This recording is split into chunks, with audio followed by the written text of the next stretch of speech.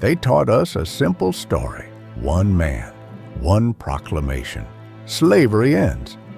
But history is never that simple. Freedom rarely arrives on a single piece of paper.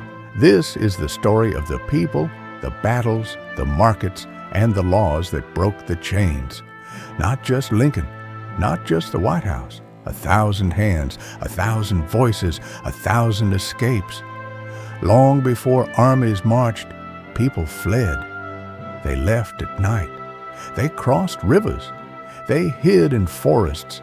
They reached Union lines and claimed freedom when they could. They made freedom happen. Come on, quiet. Keep close. Very urgent. If we stay, they take us back. We go to the rising sun. Thousands did this. By the war's end, historians estimate hundreds of thousands escaped to freedom. They went to Union camps, to free states, to any safety they could find. When escaped people reached Union camps, a bold decision changed everything. In 1861, General Benjamin Butler refused to return people who had escaped. He called them contraband of war. That single word became protection. They come to our lines. We cannot give them back. They are enemy property now. We will not aid the enemy. Contraband camps grew. Freed people worked and organized.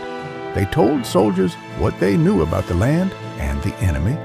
Freedom began at the edges because people would not wait. Harriet Tubman did not stop at leading people north. She worked with Union forces. She scouted. She guided raids. She helped free more people from plantations. Today, we stand together for justice and equality. Earlier still, Nat Turner's rebellion in 1831 shook the South.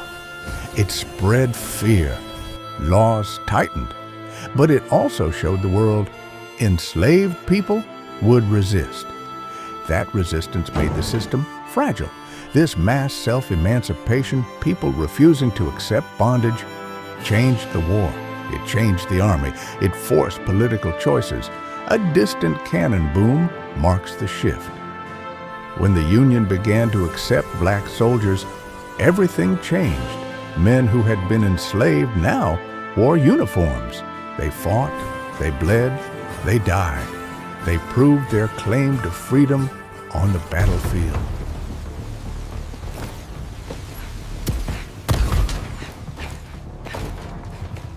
By 1865, nearly 180,000 black men had served in the Union Army and about 20,000 in the Navy. About 40,000 of them died in the fight for a country that had once denied them rights. Politically, change followed. We fight so our children can be free. We fight so our names can live.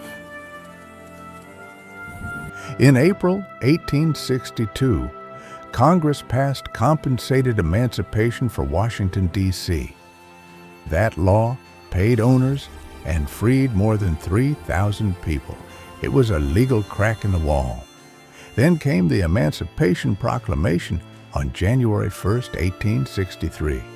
It declared enslaved people in rebelling states to be forever free. But it had limits. It did not free enslaved people in Union states or in areas already under Union control. If slavery must be destroyed to save the Union, then we must do it. The proclamation was powerful. It changed the purpose of the war. It made it harder for foreign governments to recognize the Confederacy. But on its own, it could not free everyone. Real power came when laws, armies, and people pushed together. Radical Republicans in Congress pushed for permanent change. That fight led to the 13th Amendment. On January 31st, 1865, Congress passed the 13th Amendment. States ratified it, and by December 6, 1865, slavery was constitutionally outlawed. Slavery was more than a moral evil. It was an economy. Cotton fed banks, ships, factories, and international markets. When the war cut Southern cotton off from the world, everything shifted. The Union blockade and war pushed Europe to look elsewhere. Egypt and India increased cotton exports. The idea of King Cotton, that Europe would rescue the South, fell apart. Prices rose, buyers changed, planters lost their market. Southern laws also made private emancipation very hard. State rules often limited an owner's ability to free people. So when war destroyed markets and profitability,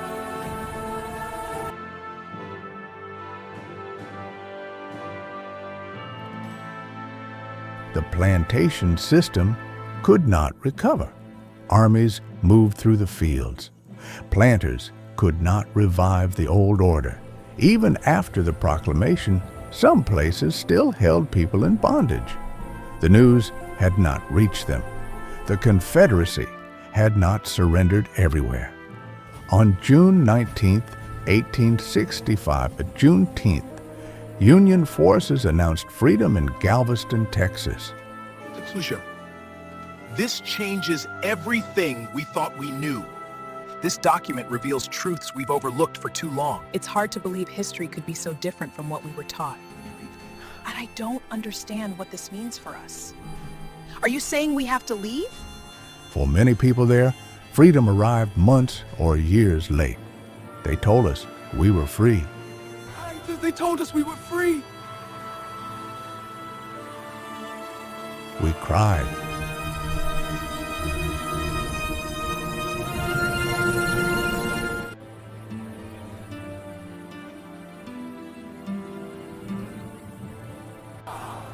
They told us we were free.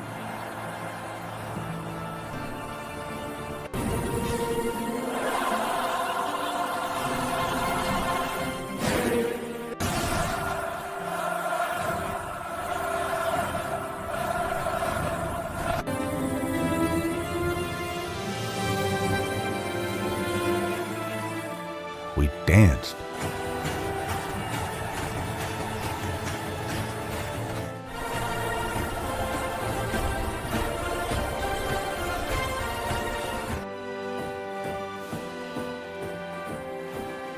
We did not know how to stop. By December 1865, the 13th Amendment matched the battlefield. But the real end of slavery had happened before that. It happened in camps, on battlefields, and in towns where men and women dared to leave. So who ended slavery? Not a single man.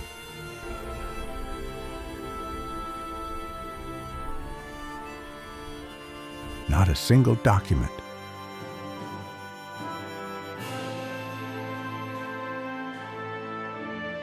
Freedom came from many forces working together, from the courage of the enslaved who fled, from black soldiers who fought.